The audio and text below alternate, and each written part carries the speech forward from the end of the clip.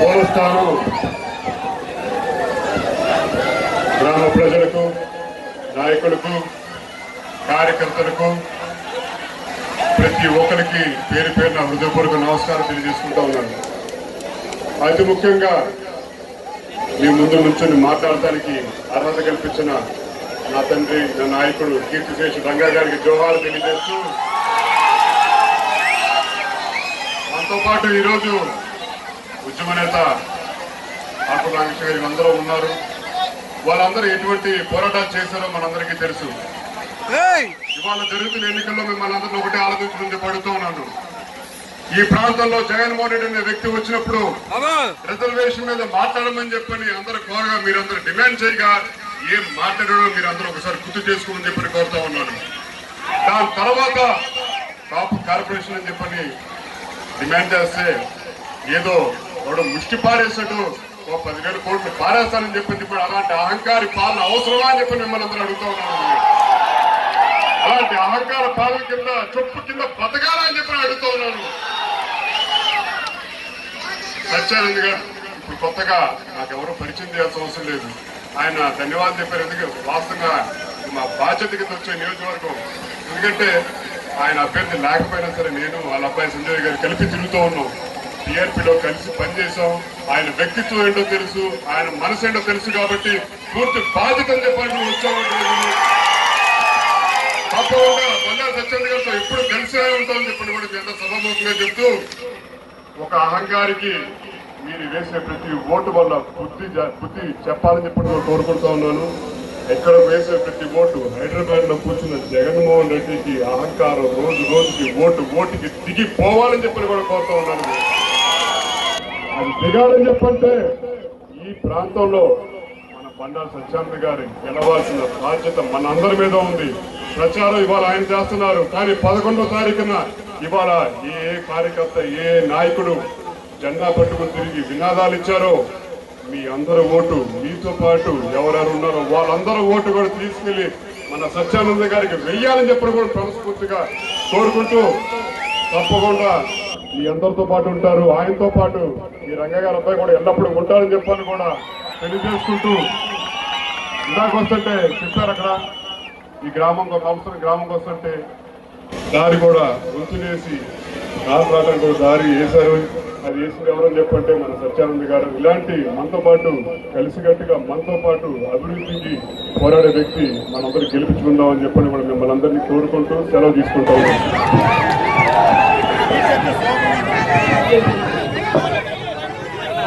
చేసిన కార్యకర్తలకి, నాయకులకి, ప్రతి ఒక్కరికి పేరు పేరున హృదయపూర్వక నమస్కారం తెలియజేసుకుంటున్నాను. ముఖ్యంగా ఇవాళ మీ ముందు నుంచి మాట్లాడటానికి నాకు అర్హత, ఒక స్థానం కల్పించిన నా నాయకుడు, నా తండ్రి కీర్తిశేషులు వంగవీటి రంగా గారికి జోహార్ తెలియజేసుకుంటున్నాను.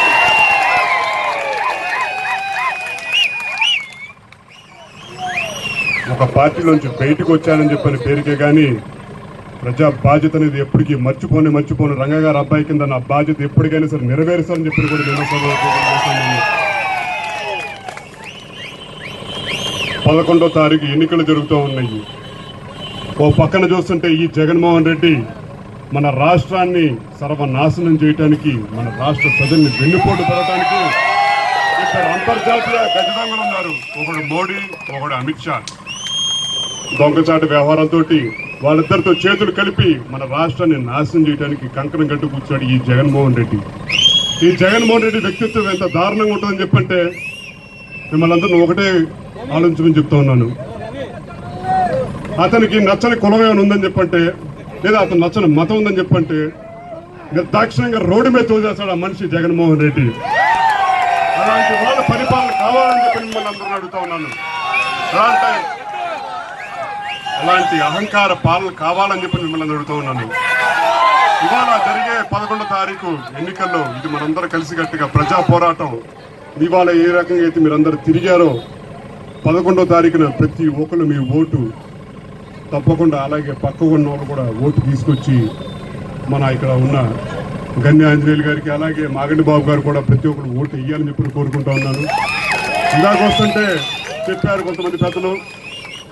ఆంధ్ర రాష్ట్రంలో కాపు కార్పొరేషన్ నుంచి హైయెస్ట్ నిధులు ఇప్పించింది ఈ ఉంగుటూరు ప్రాంతంలో అని చెప్పి చెప్పారు. అది మన కన్య ఆంజనేయులు గారే, మన కన్య ఆంజనేయులు గారికి దక్కిందని చెప్పని కూడా మీ అందరూ సభాముఖంగా చెప్తా ఉన్నాను. మనతో కలిసికట్టుగా ఉండి మనకు అవసరం వచ్చినప్పుడు నుంచునే వ్యక్తి ఎవరని చెప్పంటే మన కన్య ఆంజనేయులు గారని చెప్తాను. అలాగే రంగా గారికి, మాగంటి రవీంద్రనాథ్ చౌదరి గారికి కుటుంబ సాన్నిధ్యం ఇవాళతో కాదు మొదలైంది, అది ఎప్పుడుదో ఉన్నది. ఇవాళ మళ్ళీ కలిసికట్టుగా ఒక అహంకారం మీద పోరాటం చేయడానికి ఒక వేదిక దొరికింది, ఒక అవకాశం దొరికింది. తప్పకుండా కుటుంబ సభ్యులాగా మేము భావించిన మాగంటి బాబు గారికి పూర్తి స్థాయి మద్దతు, రంగా గారు మనందరం మద్దతు ఉంటుందని చెప్పని కూడా ప్రతి ఒక్కరు కోరుకుంటా ఉన్నాను. మీరిచ్చే తీర్పు 5 సంవత్సరాలకి, అంతేగాని ఎవరికి నచ్చినట్టు మధ్యలో రాజీనామా చేయమని చెప్పంటే, లేదని చెప్పంటే అసెంబ్లీ నుంచి వెళ్ళిపోమని చెప్పంటే, లేదా రోడ్డు మీద పడి నడుచుకుని పొమ్మని చెప్పంటే తీర్పు కానే కాదు. 5 సంవత్సరాలు మీ తరపున పోరాడే తీర్పు మీది. మీ తరపున బాధ్యత తీసుకుని ప్రభుత్వంలో పని చేయించే తీర్పు మీరు ఇచ్చే తీర్పు. తప్పకుండా గన్నాంజనేయులు గారిని, మాగంటి బాబు గారిని గెలిపించాలని చెప్పి ప్రతి ఒక్కరిని ప్రాధాన్యపడుతున్నాను.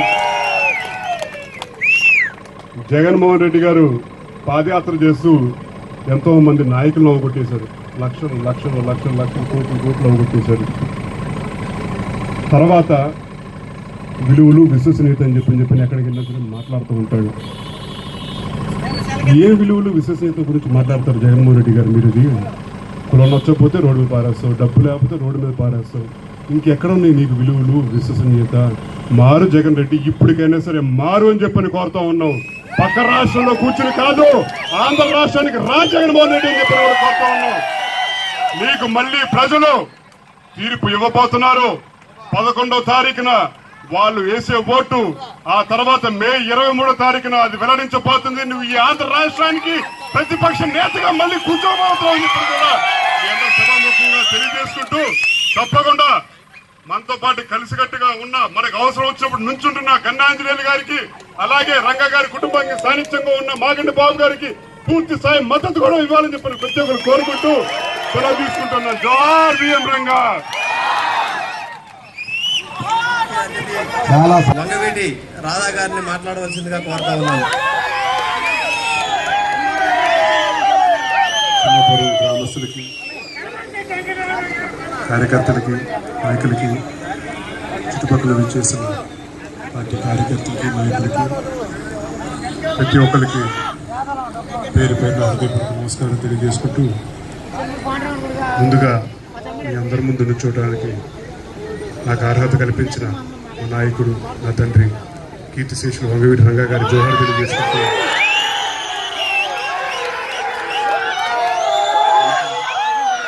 ఎన్నికల సమయం దగ్గర పడింది. 11వ